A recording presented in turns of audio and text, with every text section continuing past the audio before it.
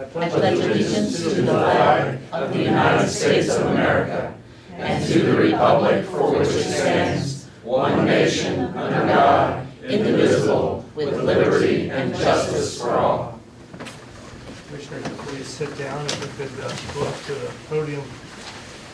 We'll do a proclamation for Veterans Awareness Week in Clermont County. And Howard, I'm sure you'd like to come up. Go ahead. Bob.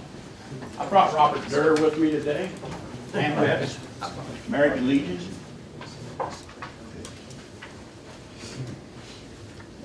Oh, good to see you. Good to see you. But what I have here is a proclamation for Veterans Awareness Week here in Clermont County. Whereas the Board of County Commissioners has proclaimed the week of November 6th through November 11th as the Veterans Awareness Week to celebrate and honor the patriots who have fought to protect the democratic ideals that are the foundation of our country. And whereas Americans, we owe a great debt of gratitude to those who have sacrificed for our liberty and for the security of our nation, we should express deep appreciation to our veterans, the men and women who stepped forward when America needed them, triumphed over brutal enemies, faced hardships, liberated continents, and answered the prayers of millions around the globe. And whereas through their commitment to freedom, American veterans have lifted the lives of millions and made our country and the world more secure. They have demonstrated to us that freedom is the mightiest force on earth. We resolve that their sacrifices will always be remembered as a grateful nation. And whereas we encourage other veterans to speak about their experiences so that their memories may be preserved for future generations, and further encourage citizens to participate in patriotic activities within their communities, we will call on these citizens of Clermont County to observe this day and remember all who have answered the call.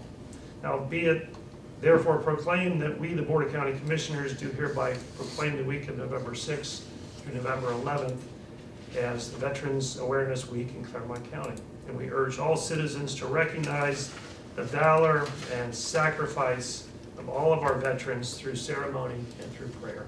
Signed by the Board of County Commissioners, myself, Commissioner Humphrey, and Commissioner Pinker. So, Bob, Howard, who's going to speak Bob, you here? want to say? I'll say a few words. Yeah. I always get a chance to do that. I'm back once again. I've been coming over here for 40-odd years. A few years, yes. It's been for 40-odd years that I've been here, off and on, when we couldn't get someone else to fill the shoes. So I was lucky. I was a local businessman, and I could break away and do it for the veterans. And all I ask is Veterans Day, November the 11th. Take a moment and think about it. There's a lot of guys and women that has raised their hand. And when they raise their hand, it's for their life and it's forever. They never take that hand down. And a lot of them didn't have weren't able to come home with us. And a lot of them are in our VA hospitals and being taken care of today. So just take a minute and think about just a little bit of what Veterans Day and what a veteran really is. That's all I ask. And we're very lucky this year. The parade is on Saturday afternoon at 2 o'clock at the courthouse. If our parade's hard enough for us, maybe we'll have sunshine. And I would like to thank, on behalf of Clermont County Council's American Legion, I would like to thank the Board of Commissioners for creating this proclamation. Thank you. You're welcome. Howard? I don't know how I can top that. He said about everything, but there's many schools that have Veterans Day program. Don't be afraid to go to, you get a chance to go to one, because you'll see some veterans, and we try our best to teach our young what a veteran can be and what they may be someday themselves. And it's Veterans Day is along with Pearl Harbor Day, is one of our better days. And sad days, but it is a day that every veteran's proud to be on Veterans Day. Just think one. Thank you very much. Howard, you want to get a plug in for veteran services? Because you're always trying to get the word out there as to what you guys do here in the county.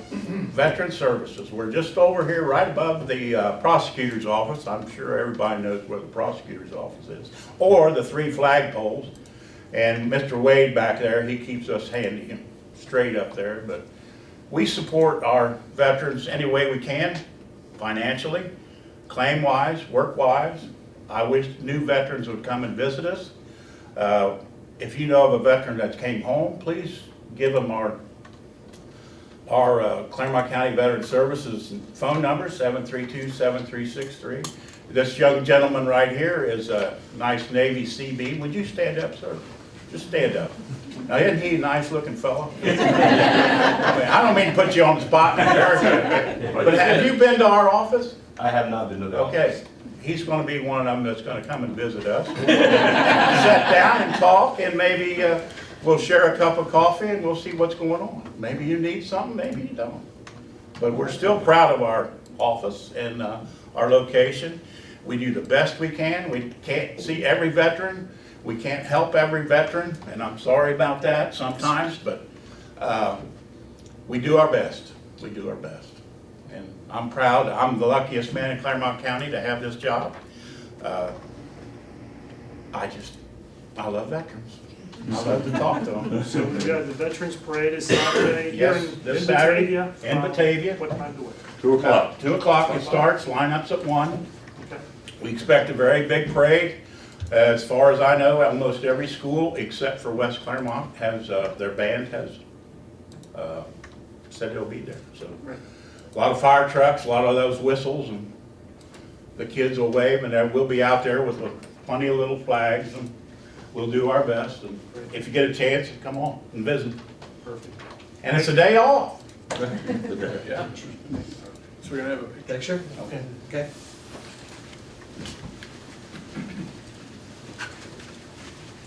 You guys right here with us. Do you a favor, don't get old, you go to college. I'm gonna take a couple. 1, 2, 3. And one more just for good measure. I'm glad it didn't break. There you go. Yeah. We don't, Thank you, sir. Thank you much. Thanks for all you did. Thank you, Aaron. Hey, thanks for coming to that interview. Thank you, David. That was Appreciate it. That was a That was a great great event, program. wasn't it? It was great program. Thank you, sir.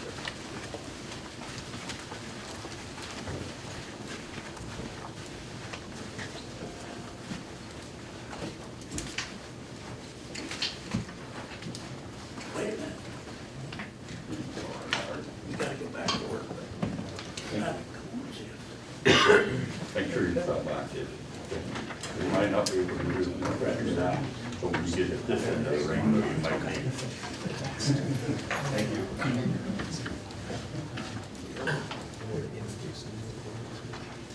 Sure.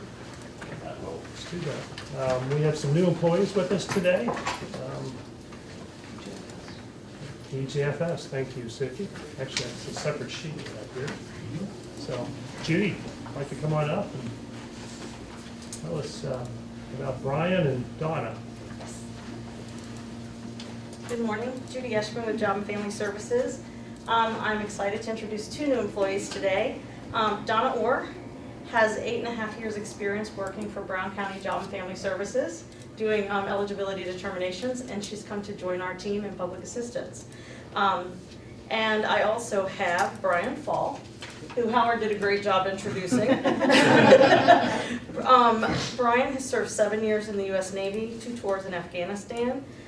He has a bachelor's degree in criminal justice and has done a couple of internships here in Clermont County, one with juvenile detention center and the other with the probation department. And we're happy that he's agreed to join us in children's services and work with our families. So Good. join me in Welcome. welcoming. Absolutely. Welcome, welcome to Clermont County. Thank you. Thank you. Yes, welcome. Thank you. Okay, next, I believe we've got the minutes to be approved. And I guess we approved those. We read them earlier, they were distributed, but I don't have a copy here. This is a new process for us. How do we do this? Make a motion. Just make the motion. To approve them. I make a motion, we approve the minutes of regular October session 25th. 10/25/17. The minutes were distributed out to the respective commissioners. They were reviewed via interoffice, and any comments were incorporated. Therefore, I second those minutes. Thank you. Mr. Humphrey?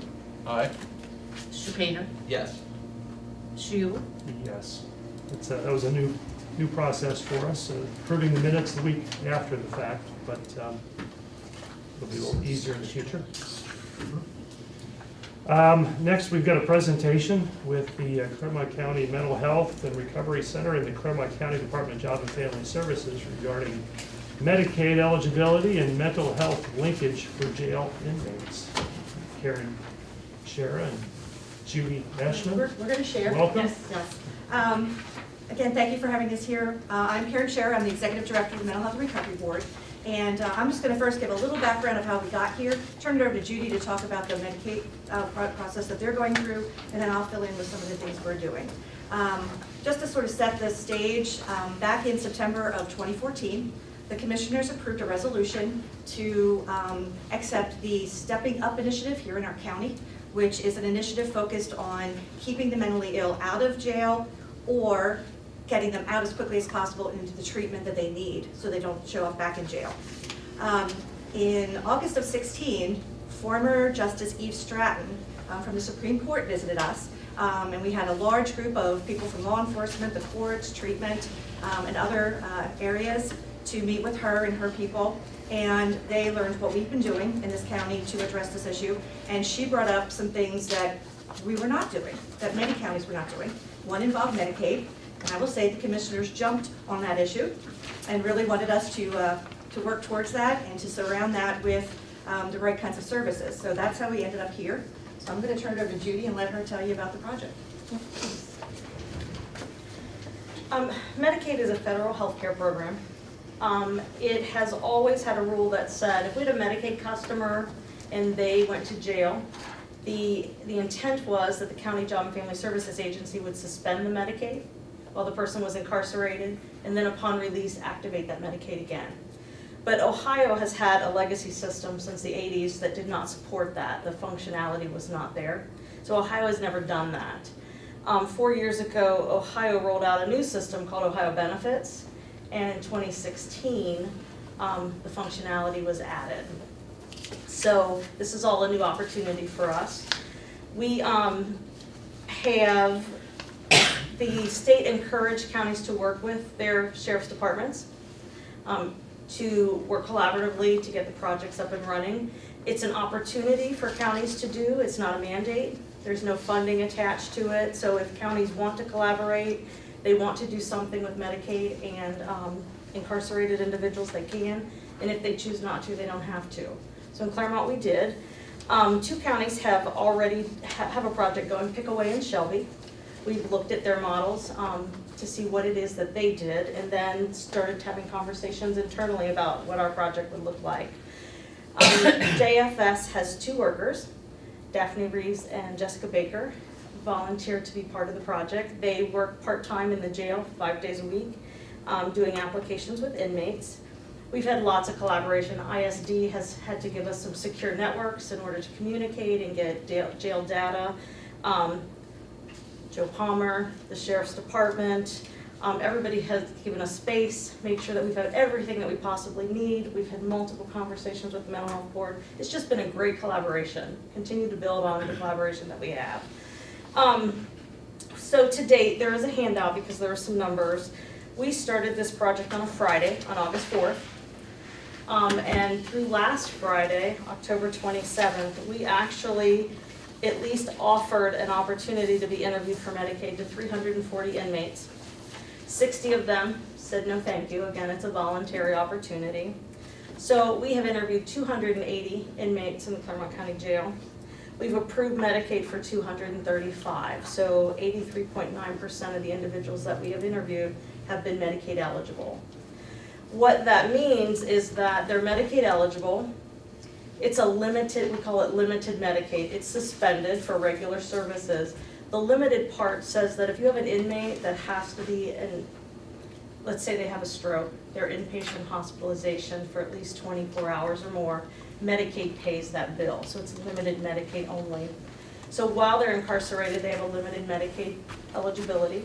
And then upon release, the day they're released, we get that information through the jail. And we change it to regular Medicaid so that upon release, those individuals can access services. They leave with a means to pay, they have health insurance. So I know I am very happy with those numbers. That the project has been successful. My staff have been really excited about it. It's been a good experience for us, and the collaboration has been great. Yeah.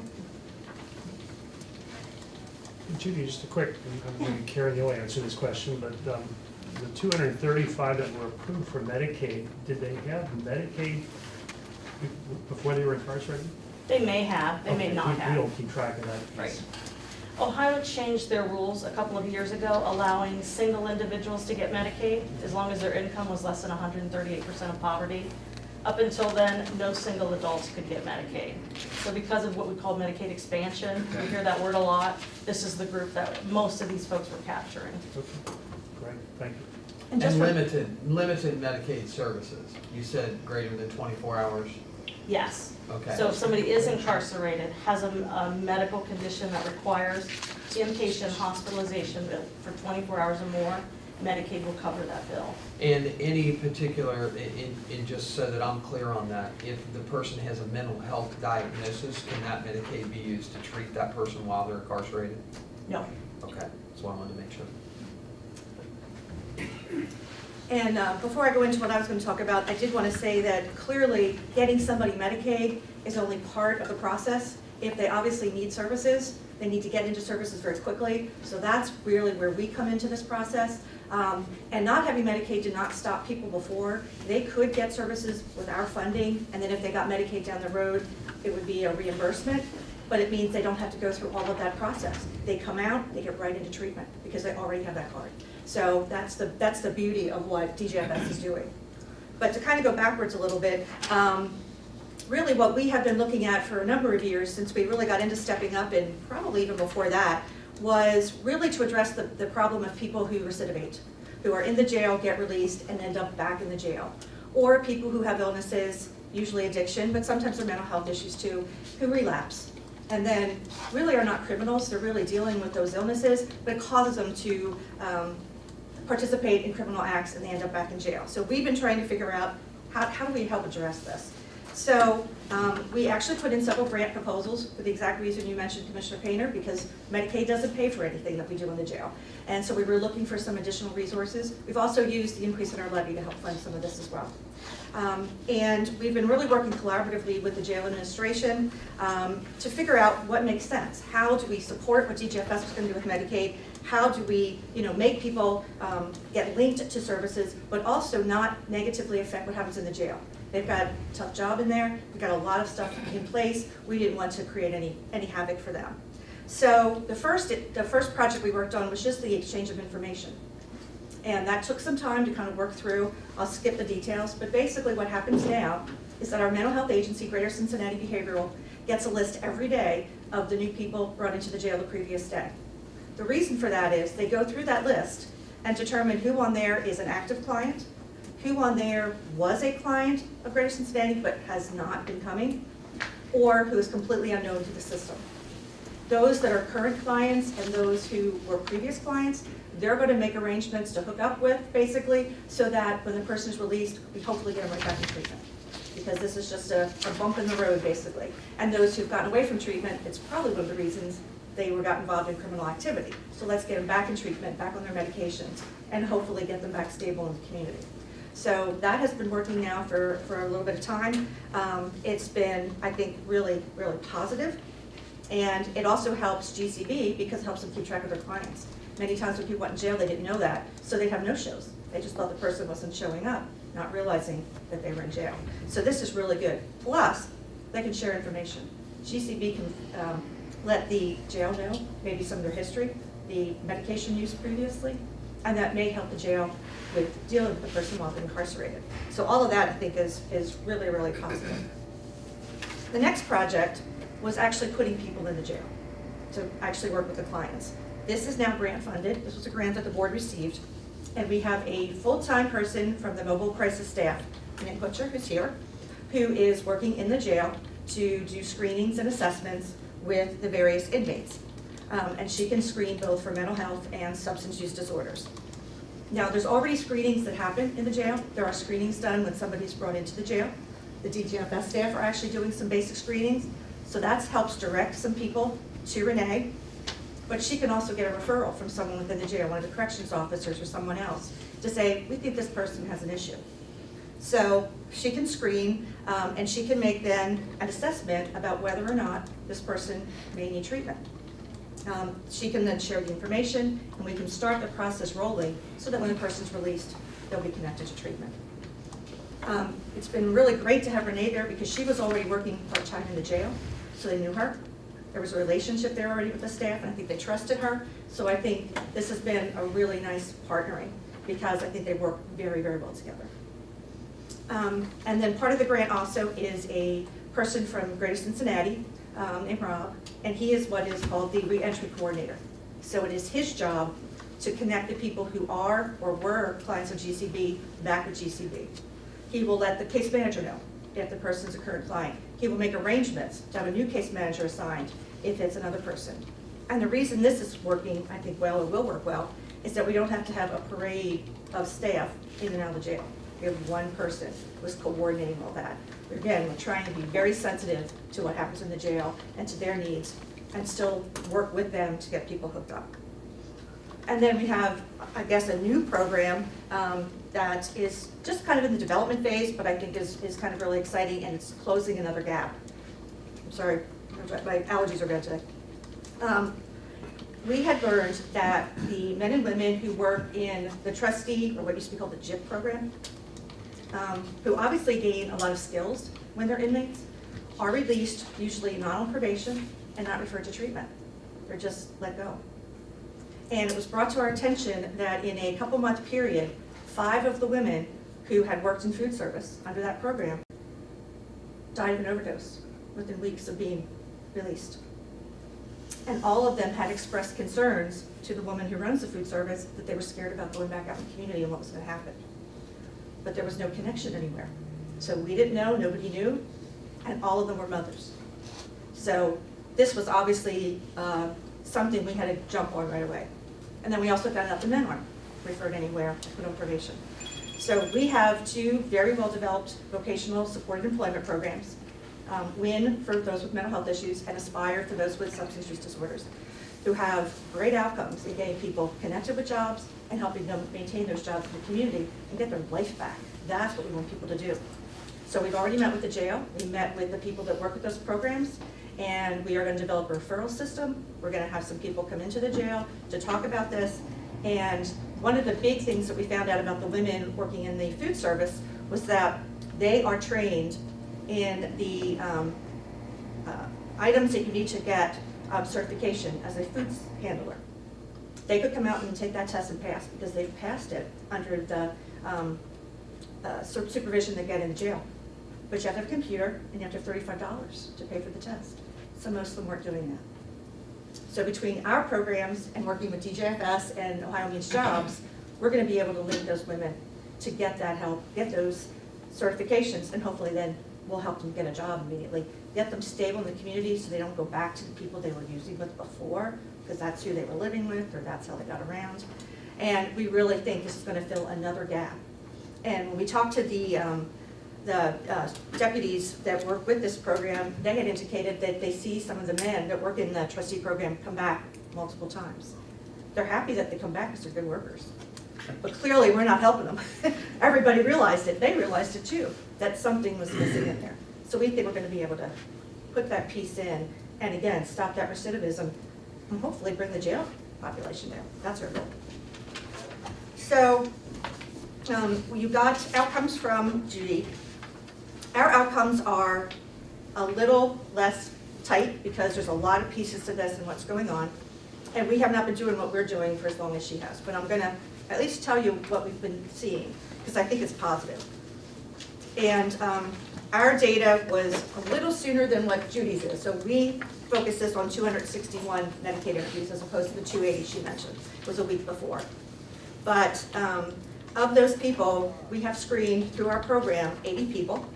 They did 9 full assessments, and 19 referrals were made for treatment. Now, some of those numbers are not real high because a lot of those people are still in jail. So these are the people that were coming out and have gotten connected. The next step we're about to put in place is to start tracking them through treatment, because we want to be able to prove the fact that they have Medicaid, the fact that we got them connected, kept them in treatment, and they had a good outcome. So we will have those data for you in the future.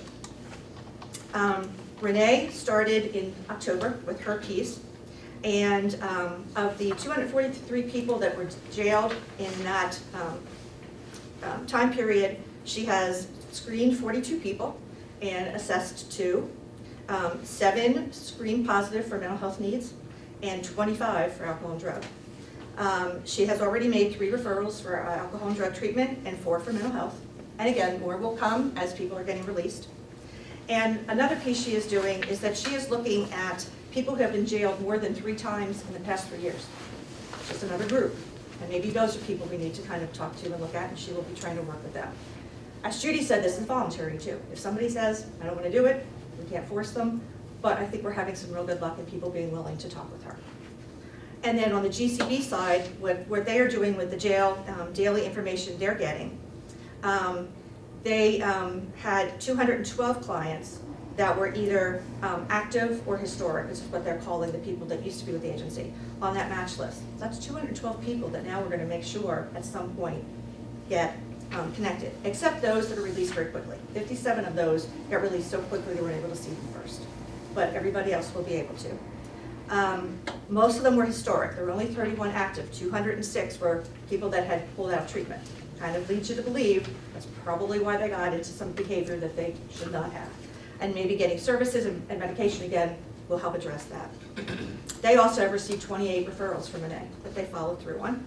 And of that 28, only 4 of them were known individuals. So that's 24 new people, never in our system before, that we've now identified and will be getting some help. Again, I think we're going to make a real impact long-term by being able to do this kind of thing. And the only other thing I did want to mention, and Commissioner Painter, you know about this from being at the CJCC meeting, the state is very interested, our State Department, in what we've been doing. And we were supposed to do this process last year, and it got canceled for some personal things going on with me. But anyway, they're going to do what's called a Lean Sigma 6 process, which is a planning strategy kind of process with all of us in criminal justice, law enforcement and treatment, to look at what we've got in place, what we're doing well, where our strengths are, where are there some weaknesses, and where are the gaps? Where do we got to go next? What could we still be doing to improve this? So that will happen in January and February of 2018. I think it's going to be a great process, bring everybody together and really talk about all this. So I'm really looking forward to that. And I would be remiss if Judy already mentioned Joe Palmer. He's here representing the jail. They have been the most incredible partners with us in this process. I should also point out Captain Mike McConnell and Captain Bill Hogue have also had a lot to do with our process, and of course Sheriff Leahy. They have been incredible, and it's so clear we're all working for the same thing, and that's been wonderful. 2 of our people from Mobile Crisis are here, Denny Mole, who runs the program, and Renee Butcher, who I've also already mentioned. Denny has been instrumental in putting all this together and planning the things that would happen in the jail, and Renee's the day-to-day person who's in there dealing with everybody, but doing a great job, and I think has really impressed everyone with what she's capable of doing. And then GCB staff couldn't be here, but clearly they've had a role too, and CRC with the referrals to their treatment systems. And again, they just fill into the system like anybody else, but it's that immediate connection. And I should mention too, we are trying to make sure that someone is there to pick them up at jail if that's necessary, to drive them immediately to treatment when they're released. Because often the person who picks them up is the person they got in trouble with. So we want to break that cycle. So that's kind of where we are. Oh, I should also thank my associate director, Leanne Watson. She's in Columbus today, but she's obviously been very instrumental in all this too, bringing people together. So that's our process. It's been a great process, and I really think between the Medicaid and what we're doing, we're going to help a whole lot more people and really start seeing some results. And you know, this is cutting edge stuff. You know, I mean, this is Clermont County leading the pack when it comes to, you know, the correlation between mental health and in jail issues. If you get a chance to travel around the state of Ohio, you quickly realize that coming in as a new commissioner, you're really on the front side of something new and exciting that's going on, and people are asking, you know, of Clermont County, how do you do that? How do you make those kind of things happen? And that says a lot about the entire staff and the dedication of everyone here and how they work together. So my hat's off to you when it comes to that.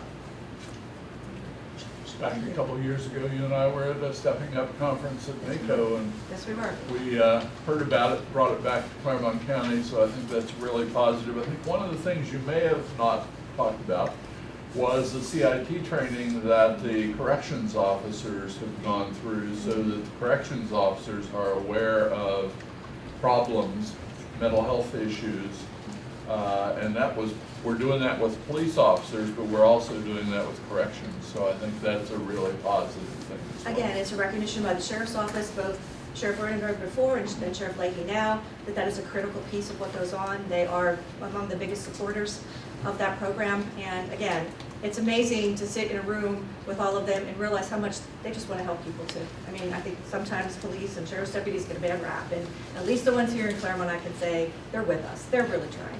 People have to be, you know, dealt with. They have to have consequences for activities, but also they need help so they're not doing it again. And I think working with those two things together, and really the courts are supporting of us too. I mean, I think everybody has really worked together. I mean, these are only a few of the programs we have. These are the newest ones in the jail. And again, we have to find resources for those because there's nothing else to pay for it. But we found them and we're working, and we're planning to continue them when the grants are over. We already have our board understanding that that money needs to come through when the grants are over. So they're great programs, I think. Very good. I think the obviously the Medicaid jail project has had multiple benefits for the inmates while they're in jail as well as when they come out. But from a financial standpoint, I'm sure that's a piece as well, and I don't hear that. But maybe Joe, you signed a contract with the group that does our in-house medical assistance, and I know Suki does from a financial standpoint. But do we recover this? It's a tremendous advantage, and what was said, Commissioner, I'd just like to say, for our office, the sheriff, myself, this partnership that we have is such a blessing. I'm going to just say it. It is, I've been in the law 50 years, never saw anything like the partnerships we have established that I just treasure. The sheriff's office, the ladies that come every day from Jobs and Family Services, Karen's involvement, Judy's involvement, Danny, Renee, the whole system is working to benefit their clients and our inmates. So I'd like to say it that I have never seen a county work together as a team so much for the good efforts of everyone. And the sheriff and I are overjoyed. We only want it to get better. Just a side note, Commissioner, regarding dollars and cents to what Ms. Eschman and her associates do at the jail. She talked about the 24 hours and then beyond the 24 hours. We have a lot of people not in good physical health that are our inmates. Several times during the week, those inmates' care cannot be provided for by the facility. We do not have the medical staff to do that. These 85% of individuals signed up as far as budgetary restraints are concerned. There is a limit on Southern Health Partners outside cost to the county for medical services. Because these individuals are already signed up for Medicare, when the judges cut furloughs to release them, there is no financial liability, not only on our Southern Health Partners, but on this county that reaches a certain limit. Medicare automatically comes in. The first question that Mercy Hospital and other facilities want to know what long-term care centers, who is the insurance provider? When we tell them they're already on Medicare, how soon can you get them there when we call our ambulance services? So it adds up overall to a major financial saving because of the cost. So Joe, historically, I guess you have to take an inmate to Mercy, for example, and they said, who is the or who is the provider, or who is gonna guarantee that we're gonna be paid? If you can't say Medicare in the past, or Medicaid in the past, I guess it would be Clermont County would be. To the limit of Southern Health Partners, there's a cutoff, Commissioner, as to what they will be out of pocket responsible, out of care at the facility. But I have to tell no one here how fast the health care adds up. So that is the benefit. You are right. When they hear it's Medicare, and we have people in long-term care centers. How soon can you get them here? You have the care, so it does provide a very big financial benefit. We're only about 4 months into the program, so we probably can't say how much we're gonna save, but it sounds like it's gonna be significant, as well as maybe Medicare. Who knows? I think that's something that we all want to do, because often, also when we're asked by other people, how are you doing this and what's happening, people are gonna want to hear that piece. So I think we're gonna try to do it both from, every perspective, the jail, the GFS, and treatment, what really is the impact financially, and then what's the outcome? Is the person now a functioning person in our community, not in the jail, not causing trouble? Lower recidivism rates. Yes, yes, that's what we want to see. And hopefully we'll see some numbers in the jail go down. We're hoping overdose fatalities go down. I mean, I think there's a lot of places that we really want to look.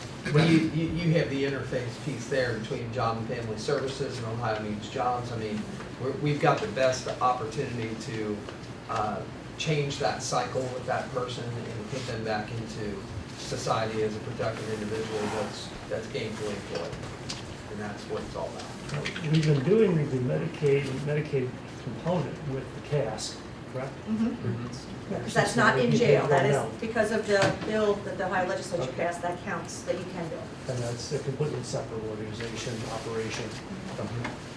However, we are going to, I think, use some of the people at CAS when census is down to help maybe with some of the issues at jail. We haven't quite worked that out Well, I yet, would but say clearly that's a resource. This Ohio Needs Job, I don't know if we're working with CAS, but that would be a fabulous component if we could add that. What happens is one of our staff from the vocational program goes in and talks to people at CAS to see who is interested.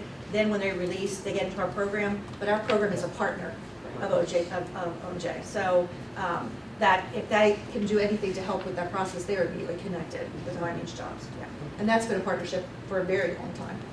So that works really, really well. Okay. Thank you. Thanks. Great update. Thanks for letting us present. Appreciate it.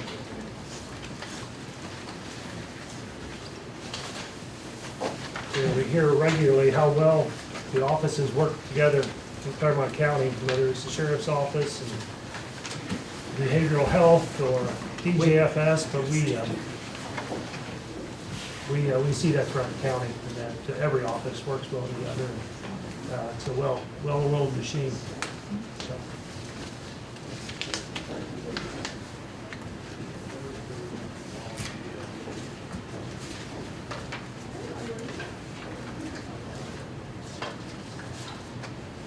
Okay, Commissioners, we have in front of us today, November 1st, regular session, the consent agenda, which was sent out to us last Friday. I know we've all had a chance to review it and read it, and unless there's a question or a reason to take out an item, we'll go ahead and entertain a motion to approve the consent agenda as shown. I make a motion we approve the consent agenda as prepared and shown in our agenda. Second. Mr. Humphrey? Aye. Mr. Painter? Yes. Mr. Yule? Yes. And going over to page 9, we have the non-consent agenda, first item 15, to pay our bills, resolution 167-17, in the amount of $769,369.29. And can we get a motion to pay our bills, item 15? So moved. Second. Mr. Painter? Yes. Mr. Humphrey? Aye. Mr. Yule? Yes. Item 16. Yep. Item 16 is a satisfaction of mortgage authorization to execute those, certifying that the terms of the mortgage and the notes that they secured have been satisfied, and to cause that to be recorded with the auditor. These are for 2 properties related to the septic system rehab financing program, 1712 Lindale Nicholsville Road and 2484 State Route 131. Could we get a motion then to execute the satisfactions of mortgage and authorize the recorder to release the said mortgages of record as outlined in the table in item 16? So moved. Second? Mr. Humphrey? Aye. Mr. Gainer? Yes. Mr. Yule? Yes. Item 17. Item 17 is another satisfaction of mortgage. This is related to the Clermont County Community Housing Improvement Program. The property at 1186 Parkside Drive has satisfied everything that was required of that program. We can then get a motion to execute a satisfaction of mortgage and to authorize the recorder to release the said mortgage of record as referenced in the table in item 17. So moved. Second. Mr. Gainer? Yes. Mr. Humphrey? Aye. Mr. Yule? Yes. And And then item 18 is our financials for this week. We have some supplemental appropriations. First, in the pilot probation, regular salaries, $3,500. This is a grant fund, and they are shuffling the people that are actually doing the grant, so they need additional appropriations there that's coming from their special project fund, which will be reduced. Then we have the probation improvement grant, other expenses, $4,000. That was actually a grant fund where they received additional grant monies, so they are now appropriating just to be able to spend those. We have in indigent guardianship, other expenses, $5,000. This is for additional expenses related to assigned counsel and web checks and indigent guardianship investigations, so they need another $5,000. In water resources, in their other expenses, this is $1.4 million. Every year, near the end of the year, I will go ahead and appropriate the final year's carryover balance. These are monies that are in the fund, and what I appropriate them for is either to move them to construction or to use them for the final debt payments of the year.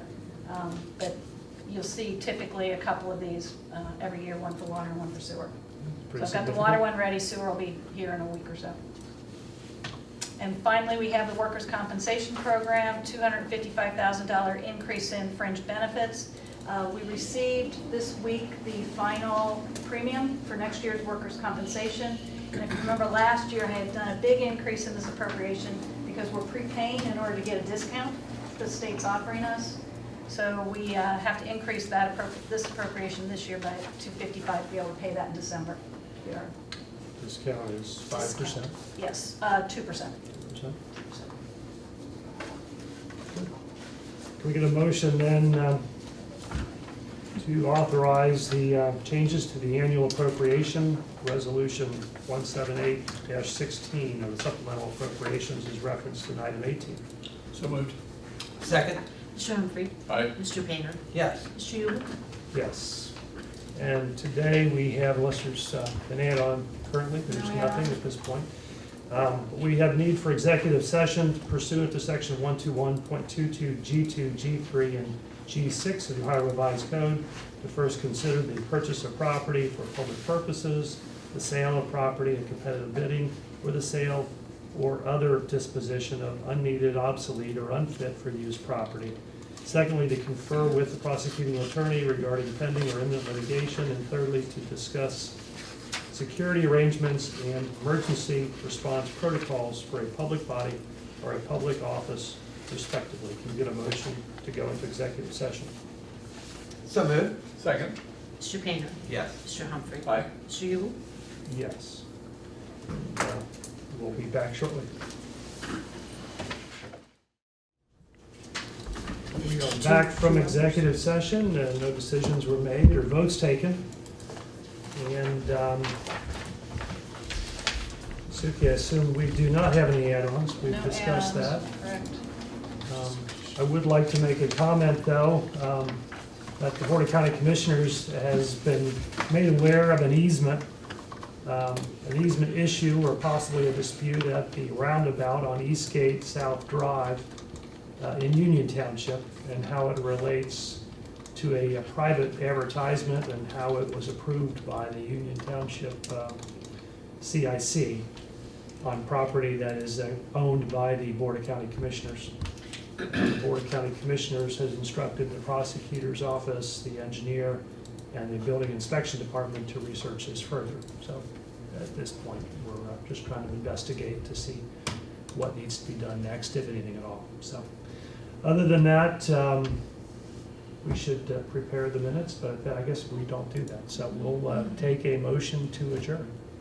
Not to belabor that point, just to touch on the issue with the easement down at Union Township. I became aware of that Friday. And then I met with the parties at our Permit Central to find out how that particular situation came about. So in addition, there'll be some information pertaining to that also. Okay. Very good. David, did you want to address, I know that we had a room full of people here, but we no longer do. But did you want to address the issue about public participation? Public participation, I'm trying to think what's changed. Last week was the first week of it, but I forgot. I think it's right there. We were going to make it part of the process here. So we could say we've reached the public participation section of the agenda. During this time, the board does not answer questions nor engage in debate. No member of the public may comment about a matter that is not within the purview of the county commissioner's responsibilities. The commissioners are not expected to comment on matters brought to the board during this time. Each speaker shall only speak once and shall be recognized by the board president before speaking. And I know, is there anybody in the audience that would like to comment or address the board at this time? But there is nobody in the audience at this point, so I assume that's the case is no. But had they been interested in addressing the board, they would have had 5 minutes for their comments. So with that said, I'll take a motion or entertain a motion to adjourn. So moved. Second? Mr. Painter? Yes. Mr. Humphrey? Aye. Mr. Newell? Yes. Thank you for coming and see you next week.